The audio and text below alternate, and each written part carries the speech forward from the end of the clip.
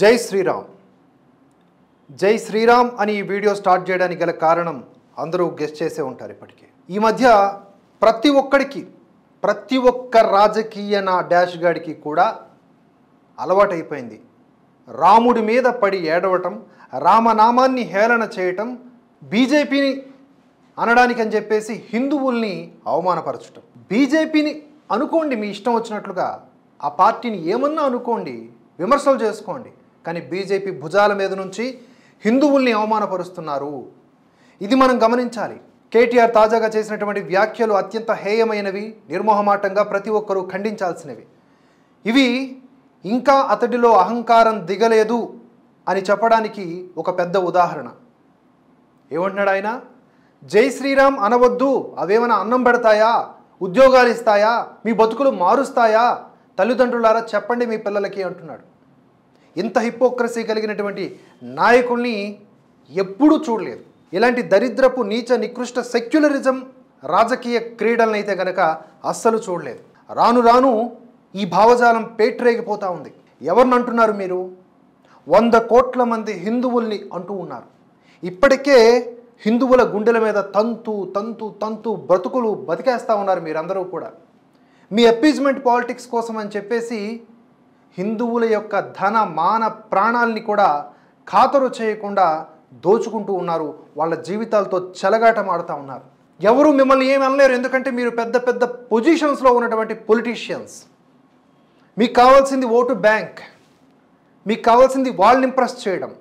వాళ్ళని ఇంప్రెస్ చేయడం కోసం హిందువుల్ని కంప్రెస్ చేయటం మీకు ఒక ఆటగా మారిపోయింది, వ్యసనంగా మారిపోయింది. జై శ్రీరామ్ అంటే మీకు వచ్చినటువంటి నొప్పేంటి? భరతవర్ష ఫ్యామిలీ మెంబర్స్ అందరికీ కూడా ఈ సందర్భంగా ఒక పిలుపునిస్తూ ఉన్నాం. దయచేసి ప్రతి ఒక్కరూ కూడా కేటీఆర్ చేసినటువంటి ఈ వ్యాఖ్యలకి నిరసనగా స్పందించండి. అందరూ జై శ్రీరామ్ అంటూ మీకు తోచినటువంటి సందేశాన్ని నిమిషం నిడివి మించకుండా 9030271989 అనే నెంబర్కి పంపించండి. అవన్నీ మనం టెలికాస్ట్ చేద్దాం. తద్వారా అయినా ఈ మూర్ఖులకి బుద్ధి వస్తుందేమో అని ఒక చిన్న ఆశ. అది జరగదనుకోండి, అపీజ్మెంట్ పాలిటిక్స్ మీద డిపెండ్ అయి ఉన్నటువంటి ఏ ఒక్కడికి బుద్ధి ఎప్పటికీ రాదు. అందులో డౌట్ ఏమీ లేదు. మారాల్సింది ఎవడు అంటే ఇప్పటికీ ఆ సెక్యులరిజం జబ్బులో ఉన్నటువంటి సగటు హిందువు మారాలి. గొంతెత్తి నినదించాలి, ప్రశ్నించాలి, కడిగి పారేయాలి. అదర్వైజ్ ఈ బతుకులు ఎలాగే ఉంటాయి. ప్రశ్నించే ఒకరిద్దరిని ఏదో ఒక విధంగా అణగదొక్కేయాలని చూస్తారు బికాజ్ ఆఫ్ అనైక్యత. సో వీళ్ళకి బీజేపీని ఏదో విమర్శించాలి అని ఉంటే కనుక విమర్శించుకోండి. బీజేపీ కూడా ఒక ఫక్తు రాజకీయ పార్టీ మీలాగే అనుకోండి. We don't care even. కాకపోతే బీజేపీని అనడానికని చెప్పేసి బీజేపీ భుజాలపై నుంచి హిందువుల్ని అనడం ఏంటి, హిందూ విశ్వాసాల్ని దెబ్బతీయడం ఏంటి? Not only KTR. ఒకసారి మనం కర్ణాటక వెళ్దాం. కర్ణాటకలో జరుగుతున్నది ఏంటి? యాంటీ హిందుత్వ అజెండా. అక్కడ కూడా రామనామాన్ని ద్వేషిస్తారు, బజరంగ బలిని నిషేధిస్తామంటారు. ఇలా రకరకాలన్నమాట. మీరు కొంచెం పైకి ఇప్పుడు తమిళనాడు వెళ్ళండి. తమిళనాడులో డిఎంకే నేతలు ఎరాడికేటింగ్ సనాతన ధర్మ అంటారు. రాముడిని అత్యంత నీచంగా మాట్లాడతారు. రాముడు మాంసం తిన్నాడు, రాముడు అది, రాముడు ఇది. అక్కడ రావణాసురుణ్ణి దేవుడు అంటారు. ద్రవిడవాదం, పెరియారవాదం ఇలాంటి పేట్రేగిపోయే వాదనలతో జనాల్ని మభ్యపెట్టి బ్రతుకులు ఈడుస్తూ ఉన్నారు రాజకీయంగా. కుటుంబాలు బాగుపడతా ఉన్నాయి, జనం మాత్రం అలాగే ఉన్నారు తమిళనాట. ఇప్పుడిప్పుడే జనం తెలుసుకుంటున్నటువంటి పరిస్థితి నెలకొంది. అయినప్పటికీ కూడా వీళ్ళు ఇంకా ఇలా పేట్రేగిపోతూనే ఉన్నారు. కేరళ విషయం ప్రత్యేకించి చెప్పనక్కర్లేదు. కేరళలో ఏమీ హిందువులు తక్కువేం లేరు, అక్కడ 50% ఉన్నారు. అయినప్పటికీ ఇప్పటికీ అక్కడ హిందువులకి బుద్ధి లేదు, వాళ్ళలో ఐక్యత లేదు. అక్కడ అపీజ్మెంట్ పాలిటిక్స్ ఏ స్థాయిలో ఉంటాయో ప్రత్యేకించి చెప్పనక్కర్లేదు. అక్కడ హిందువుల బతుకులు దినదిన గండం, 100 ఏళ్ల ఆయుష్యే. ప్రశ్నించేవాడికి ఒక్కరోజు కంటే ఎక్కువ ఆయుష్ మిగలదు అక్కడ. సో బ్రతికినంతకాలం బానిసగా బతకాల్సిందే. ఇలా దేశవ్యాప్తంగా తీసుకుంటే ఎన్నో రాష్ట్రాల్లో ఇటువంటి వికృత చేష్టలకు పాల్పడుతున్నటువంటి రాజకీయ నాయకుల యొక్క ఈ శైలికి కారణం హిందువుల్లో ఉన్న అనైక్యత. హిందువుల్లో అనైక్యతకి కారణం మనం పాటిస్తున్నటువంటి విధానాలు, గత కొంతకాలంగా మనల్ని నిద్రాణంలో ఉంచినటువంటి వ్యవస్థలు, ఎన్నో కారణాలు ఉన్నాయి. సో ఇక్కడ హిందువుల్ని ఇప్పటికీ కులాల వారీగా విభజించి వారిని బలహీనపరిచి ఈ విధంగా హిందువుల్నే అనినా హిందువులు రియాక్ట్ అవ్వలేనటువంటి పరిస్థితికి తీసుకొచ్చినటువంటి ఈ వైనాన్ని ఇప్పటికీ కూడా మనం చూస్తూ భరించాలా, ప్రశ్నించాలా? ఒక్కసారి ఆలోచించండి. వెస్ట్ బెంగాల్ పోండి, వెస్ట్ బెంగాల్లో ఏం జరుగుతోంది? సందేశ్ ఖాళీ ఘటనలు ఈ మూర్ఖులకు కనబడవా? ఏ ఒక్కడైనా మాట్లాడా? మణిపూర్లో అరాచకం జరిగింది అని గొంతెత్తినటువంటి ఈ మేధావులందరూ కూడా సందేశ్ ఖాళీ గురించి ఏమన్నా ఒక్క మాట మాట్లాడారా? ఒక్క మాట లేదే. అక్కడ ఉన్నటువంటి మహిళలు కాదా? భారత స్త్రీలు కారా వాళ్ళు? సో ఇక్కడ బాధితుల మతం బట్టి వీరి రాజకీయాలు ఉంటాయి. బాధిత మహిళ హిందువు అయితే దాని గురించి మాట్లాడకూడదు, ఎందుకంటే ఓటు బ్యాంకు చీలిపోతుంది. వీరిని ఇప్పటికీ పెంచి పోషిస్తున్నటువంటి వీళ్ళ రాజకీయాల్లో పదవుల్ని శాశ్వతంగా ఉంచుతున్నటువంటి ఆ ఓటు బ్యాంకు కూలిపోతుంది అని భయం. అందుకనే ఇలాంటి moral less, values less politics చేస్తున్నటువంటి వారు ఎక్కువైపోతూ ఉన్నారు. ఇదే కేటీఆర్ ఎన్ని రకాలైనటువంటి హిపోక్రసీ వేషాలకి పూనుకున్నారో అధికారంలో ఉన్నప్పుడు మనం చూసాం. ఇప్పుడు కూడా అలాగే వ్యవహరించటం నిజంగా ఆయనకున్నటువంటి అవివేకం. లిక్కర్ స్కామ్లో కవిత అరెస్ట్ అయ్యి జైలుకు వెళ్ళినప్పుడు ఇవే హిందూ గ్రంథాలని తీసుకుని వెళ్ళారు. మళ్ళీ అప్పుడప్పుడు అంటే అరెస్ట్ కాక ముందు కొద్ది రోజులు నేను రామభక్తురాల్ని అని డ్రామాలు ఆడారు. మీరు ఇబ్బందులు పడితే బయటకు వచ్చేయడానికి, లేకపోతే మీ యొక్క తప్పులను కవర్ చేసుకోవడానికి రామనామం కావాలి. కానీ మీకు జై శ్రీరామ్ నినాదాలు వింటే మాత్రం కంపరం పుట్టిపోద్ది. ఒకసారి ఆయన ఏమన్నారనే విషయం మీరు ఆల్రెడీ వైరల్ వీడియోల ద్వారా చూసుంటారు. అయినప్పటికీ కూడా ఒకసారి పరిశీలిద్దాం ఆ యొక్క వ్యవహార శైలి. జై శ్రీరామ్ అంటే వాళ్ళకు సంజాయించాలి. జై శ్రీరామ్ అనే నినాదం కడుపు నింపారు. జై శ్రీరామ్ అనే నినాదం మీకు ఉద్యోగం ఇయ్యదు. जैसा हमने कहा था इलेक्शन के दरमियान हमेशा सेक्युलर रहेंगे, हमेशा आपका साथ रहेंगे. जैसा हमने कहा था इलेक्शन के दरमियान हमेशा सेक्युलर रहेंगे, हमेशा आपका साथ रहेंगे. जैसा हमने कहा था అపీజ్మెంట్ పాలిటిక్స్లో భాగంగా ఎవ్వరి సంకన్నా ఎలాగన్నా నాకొచ్చు, తప్పులేదు. కానీ హిందువుల్ని అవమానించి చేసేటటువంటి ఈ సెక్యులరిజం ధోరణి మాత్రం మారాల్సిందే, ప్రశ్నించాల్సిందే. తెలంగాణ ప్రజానికం కాదు, యావత్ భారతదేశంలో ఉన్నటువంటి తెలుగు వాళ్ళు ముక్త కంఠంతో ఈ విషయాన్ని ఖండించాల్సిందే. ఇక్కడ ఈ ఒక్క వీడియోనే కాదు, చాలా ఉన్నాయి, బోలెడు వీడియోలు. అక్కడికి వెళ్తే శుద్ధపూస, ఇక్కడికి వస్తే వెన్నపూస అన్నట్లుగా రకరకాల కోణాల్లో మార్పులు కనిపిస్తూ ఉంటాయి. ఇన్ని రకాలైనటువంటి వేషధారణల డిజిటల్ యుగంలో ఉన్నాం. మనం మాట్లాడింది ప్రతి ఒక్కటి రికార్డ్ అవుతుంది. మనల్ని రేపొద్దున ప్రశ్నిస్తారు అన్న సోయ కూడా లేకుండా ఇలా పేటరేగిపోతున్నటువంటి కేటీఆర్ లాంటి నాయకుల్ని ఏమనాలి? నాట్ ఓన్లీ కేటీఆర్ అని చెప్పాను కదా, ఇదే తెలంగాణ కాంగ్రెస్ ప్రజెంట్ అధికారంలో ఉంది కదా. నిన్న కాక మొన్న ఉత్తమ్ కుమార్ రెడ్డి ఏం మాట్లాడారో మనం చూసాం. ఇఫ్తార్ విందుల్లో పాల్గొని అక్కడ ఉన్నటువంటి చుట్టూ ఉన్నటువంటి వారందరినీ కూడా సంతుష్టీకరణ చేయడానికి ఏం మాట్లాడారు? ఎట్టి పరిస్థితుల్లో మేము సిఏఏని, ఎన్ఆర్సీని ఇక్కడ తీసుకురాము, ఇక్కడ ఆమోదింపచేయము, అమలు చేయమని మాట్లాడారు. ఎన్ని సందర్భాల్లో ఈ సిఏఏ అనేది లేదా ఎన్ఆర్సీ అనేది భారతదేశంలో ఉన్నటువంటి ముస్లిం పౌరులకు సంబంధించి వ్యతిరేకమైనది కాదు అని చెప్పినా ఇప్పటికీ దానిని ఇంకో యాంగిల్లో ప్రమోట్ చేస్తూనే ఉన్నారు.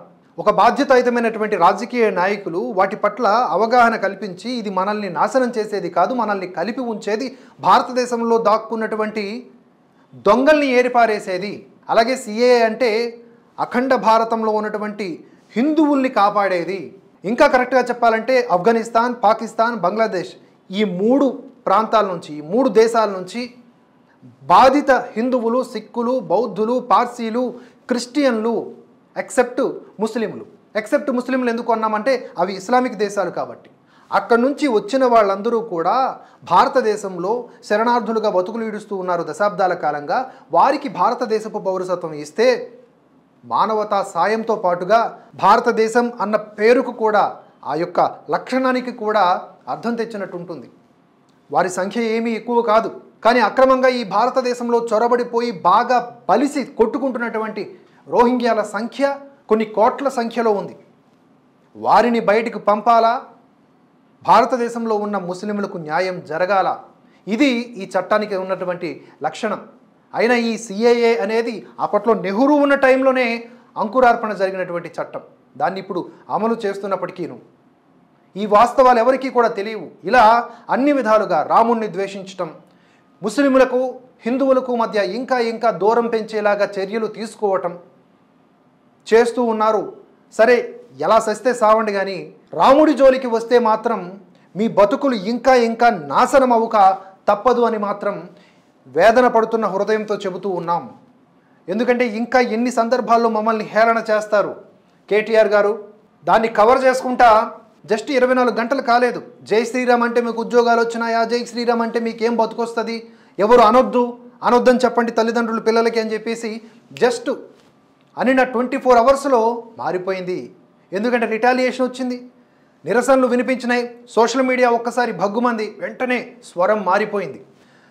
స్వరం మారిపోయి ఏం చెప్పారంటే చూడండి, జై శ్రీరామ్ నినాదం కడుపు నింపదు అన్న కేటీఆరే ఆ తర్వాత ఒక్కరోజు తిరగకుండానే రాముడికి మొక్కుదాం, బీజేపీని తొక్కుదాం అన్నారు. ఇదేదో ముందు కుయ్యాల్సినటువంటి కూత. బీజేపీని తొక్కుకుంటారా లేకపోతే ఇంకేదన్నా చేసుకుంటారా అది మీ ఇష్టం రాజకీయంగా. కానీ మా రాముడు ఏం చేశాడు, నీకేం అన్యాయం చేశాడు? రాముడి గురించి ఒక అద్భుతమైన పాట ఉంది. ఏంటంటే ఆ పాట, ఎవడున్నాడీ లోకంలో ఇది వరకెరుగని వాడు, ఎవడున్నాడీ లోకంలో సరియగు నడబడివాడు, నిత్యము సత్యము పలికేవాడు, నిరతము ధర్మము నిలిపేవాడు, చేసిన మేలు మరువనివాడు, సూర్యుని వలనే వెలుగడివాడు, ఎల్లరికీ చల్లనివాడు, ఎదనిండా దయగలవాడు. ఎవడు ఎవడు ఎవడు అంటే ఒకడున్నాడు ఈ లోకంలో ఓంకారానికి సరిజోడు, ఇలా కులమున ఈ కాలంలో జగములు పొగిడే మొనగాడు, విలువలు కలిగిన విలుకాడు, పలు సుగుణాలకు చెలికాడు, చెరగని నగవుల నెలరేడు, మాటకు నిలబడు ఇలరేడు, దశరథ తనయుడు దానవ దమనుడు, జానకి రమణుడు, అతడే శ్రీరాముడు అని.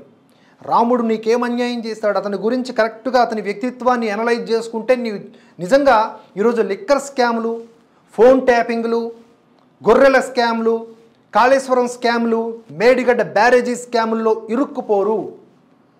ఇన్ని రకాల అవినీతి ఆరోపణల మధ్య నలిగిపోరు. అంతెందుకు మీ అహంకారము, మీకున్నటువంటి ఈ కుసంస్కారం వలనే ఇవాళ మీకు అధికారం పోయింది. మీరు చేసినటువంటి ఈ అవమానాలు మీకు జన్మాంతరాలు వెంబడతాయి. కేవలం తుచ్చమైన పదవుల కోసం మీరు ఇదంతా చేస్తూ ఉన్నారు.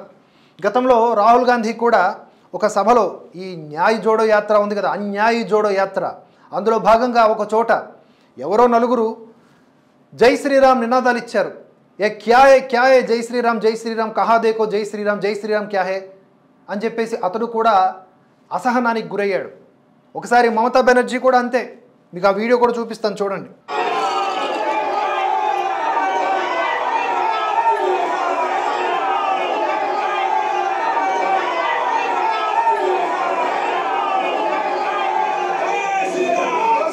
ఓకే, ఆవిడ అలా వెళ్తూ ఉండగా జై శ్రీరామ్ నినాదాలు చుట్టుపక్కల నుంచి వినిపించాయి.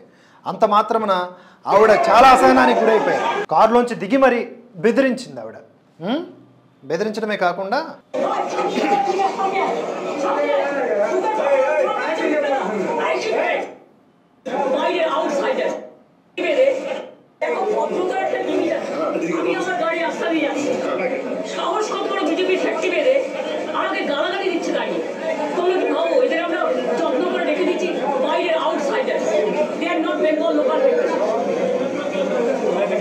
సో ఆవిడ చెప్పిన మాట ఏంటంటే బెంగాల్లో అవుట్ సైడర్స్ వాళ్ళు, they are not Bengal people. జై శ్రీరామ్ అనే నినాదం ఎవడు చేసినా వెస్ట్ బెంగాల్లో వాడు బెంగాలుడు కాదు, వాడు అసలు ఈ దేశానికి సంబంధించిన వాడే కాడు. అంత రామద్వేషి మమతా బెనర్జీ. అదే రోహింగ్యాలు అక్రమంగా వలస వచ్చిన వాళ్ళు వాళ్ళ యొక్క మత నినాదాలు చేసుకుంటే మాత్రం గొప్పగా ఆస్వాదిస్తారు. ఇదే కేటీఆర్ విషయానికి మళ్ళీ వద్దాం. ఒకసారి ఆ హిపోక్రసీ చూడండి. రాజకీయ నాయకుల్ని ఎవరిని కలిపినా ఏ కార్యక్రమానికి పిలిచినా బ్రహ్మాండమైన ఉపన్యాసాలు ఇస్తారు. మతము కులము అంతరం లేని సమాజం కావాలి, స్పీచ్ బ్రహ్మాండంగా ఉంటుంది. కానీ మళ్ళీ చూస్తే we don't cancel shows of Munawar Faruqi and Kunal Kamra. We're a truly cosmopolitan city who's welcoming of all cultures, who's welcoming of criticism. ఎవరన్నా పిల్లలు జై శ్రీరామ్ అంటే వాళ్ళకు కూడా సంజాయించాలి. జై శ్రీరామ్ అనే నినాదం కడుపు నింపదు, జై శ్రీరామ్ అనే నినాదం నీకు ఉద్యోగం ఇయ్యది. ఎర్రల శ్రీనివాసన్ మాట్లాడుతాడు, ఏం తమ్మి ఆజాన్ రాగానే ఆపేసిండు శుద్ధపూస.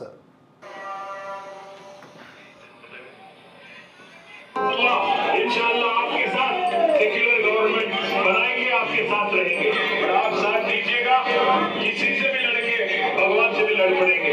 యాదాద్రి లాంటి ఒక అద్భుతమైన టెంపుల్ ని పునర్నిర్మాణం చేస్తే దానికి 1000-1200 కోట్లు ఖర్చు పెడితే అది భవిష్యత్తు మీద పెట్టిన పెట్టుబడి కదా. ఇవాళ యాదాద్రికి రోజు ₹1 హుండీలో సంపద వస్తుంది. మరి పెట్టుబడి అవుతుందా, అప్పు అవుతుందా?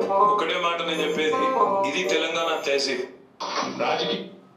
అందుకనే ఒకటే మాట, ఒకటే ఓటుతో జనం కూడా తెలంగాణ నుంచి పక్కకు దొబ్బిర్రు. మీకు ఏ రోజైతే పార్టీ పేరు నుంచి తెలంగాణని తీసేసారో అప్పుడే జనం కూడా డిసైడ్ అయిపోయారు. అయినా కూడా మీ అహంకారం అనేది ఇంకా తగ్గలేదు అనేది స్పష్టమవుతా ఉంది ఇక్కడ. అలాగే ఉత్తమ్ కుమార్ రెడ్డి చేసిన వ్యాఖ్యలు కూడా మనం ఒకసారి అబ్జర్వ్ చేసుకుంటే ఇదే సందర్భంగా మనం మాట్లాడుకోవాలి. ఎవరో ఒకరో ఇద్దరో రాజకీయ నాయకులు ఇలా చేస్తున్నారని కాదు కదా, చాలామంది ఉన్నారు.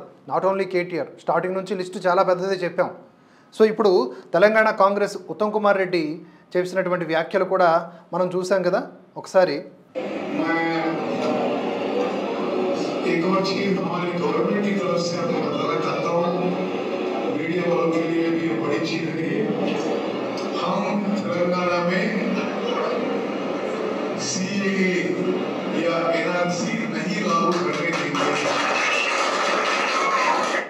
అది దానికి రియాక్షన్ చూడండి.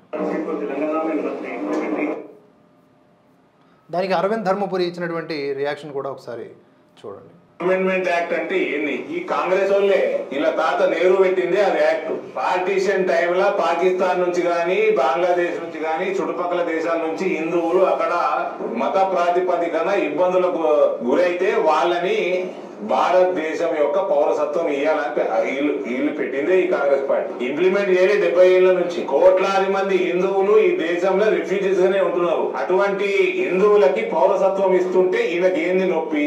ఎన్ఆర్సీకి సిఏఏకి రెండింటికి భారతదేశంలో ఉన్న ముస్లింకి సంబంధమే లేదు. భారతీయుడైన ముస్లింకి సంబంధమే లేదు. ఈయన ఏం చేయదలుచుకున్నాడు తెలంగాణని? ఉత్తమ్ కుమార్ రెడ్డి అంటే ఆయన ఏం చేయదలుచుకున్నాడు తెలంగాణని? రోహింగ్యాలకు అడ్డా చేయదలుచుకున్నాడు.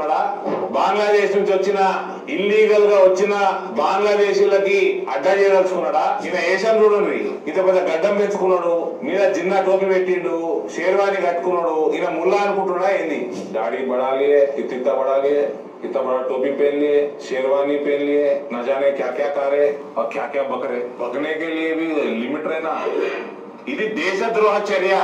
ఏ రాష్ట్రం కూడా పార్లమెంట్ లో పాస్ అయిన చట్టము మేము ఇక్కడ ఇంప్లిమెంట్ చెయ్యము అన్న రైటు ఏ రాష్ట్రం కూడా లేదు. అది కశ్మీర్ కు ఉండే ఆర్టికల్ 370 తోటి. ఈయనేమన్నా కశ్మీర్ లో ఆర్టికల్ 370 5 సంవత్సరాల క్రితం వరకు ఉన్నట్టు ఈయన ఆర్టికల్ 786 తెద్దాం అనుకుంటున్నా ఇక్కడ తెలంగాణలో. సరే, అందులో కొన్ని రాజకీయ వ్యాఖ్యల్ని పక్కన పెడితే కొంత వాస్తవం అయితే ఉంది. సో బీజేపీకి ఇక్కడ టార్గెట్ చేయాలి అంటే విపక్షాలన్నీ కూడా రాముణ్ణి టార్గెట్ చేయాల్సిన అవసరం లేదు, హిందువుల్ని అనచాల్సినటువంటి అవసరం లేదు అని మాత్రమే చెప్పడం ఇక్కడ ఈ వీడియో ఉన్నటువంటి ఉద్దేశం. కాబట్టి అందరూ కూడా ఒకసారి ఆలోచించండి. ఇలాంటి నాయకులు ఏ నాయకుడు ఏ పార్టీకి సంబంధించిన వాడు చేసినా కూడా ఇమీడియట్గా రియాక్షన్ ఇవ్వాల్సిందే. హిందువులు కూడా ఓటు బ్యాంకుగా ఉన్నారు, వారికి కూడా మనం విలువ ఇవ్వాలి అనే ఒక దర్పణం కనిపించాల్సిందే. అవసరమైతే తప్పుడు కోతలు కూసేవాడి దవడలు పగలగొట్టాల్సిందే. జై శ్రీరామ్, జై హింద్, జై భారత్.